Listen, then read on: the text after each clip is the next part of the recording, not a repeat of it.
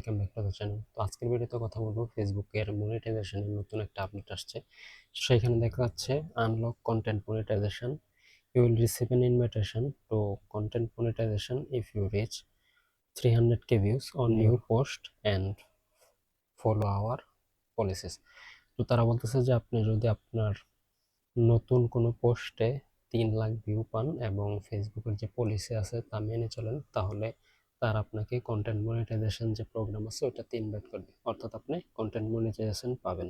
এখন অনেকেই ভাবতে পারেন যে আপনি টোটাল 3 লাখ ভিউ পাইলে আপনার কন্টেন্ট মনিটাইজেশন চালু হয়ে যাবে। ব্যাপারটা আসলে এরকম না।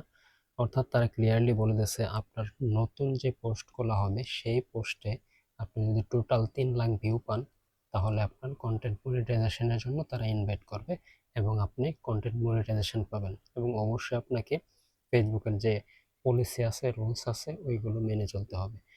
এখন আপনার ফোনে যদি এরকম কোনো নোটিফিকেশন আসে, আপনার ফেসবুকে যদি এরকম কোনো নোটিফিকেশন আসে যে আনলক কন্টেন্ট মনিটাইজেশন, তাহলে আপনাকে জাস্ট এখান থেকে সিম্পলি জয়েন চ্যালেঞ্জ এটাতে ক্লিক করতে হবে।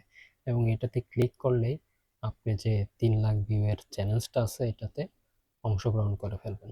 এবং লাস্ট 28 দিনে যদি আপনি টোটাল আপনার নতুন ভিডিওগুলোতে টোটাল 3 লাখ ভিউ পান, তাহলে আপনি ফেসবুক থেকে কন্টেন্ট মনিটাইজেশনের জন্য ইনভাইট পাবেন এবং আপনার কন্টেন্ট মনিটাইজেশন চালু হয়ে যাবে।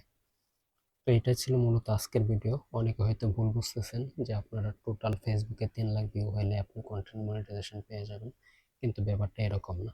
আপনার নতুন কোনো ভিডিওতে লাস্ট 28 দিনে 3 লাখ ভিউ পেতে হবে। যদি আপনি লাস্ট 28 দিনে আপনার নতুন ভিডিও বা রিলস বা যে কোনো কন্টেন্টে 3 লাখ ভিউ পান, তাহলে ফেসবুক আপনাকে ইনভাইট করবে কন্টেন্ট মনিটাইজেশনের জন্য এবং আপনি তখন কন্টেন্ট মনিটাইজেশন অপশনটি চালু করতে পারবেন। সো এটাই ছিল আজকের ভিডিও। আশা করি ভিডিওটি আপনাদের ভালো লেগেছে। যদি ভালো লাগে তাহলে অবশ্যই চ্যানেলটি সাবস্ক্রাইব করবেন এবং ভিডিওটিতে লাইক দেবেন। ধন্যবাদ সবাইকে।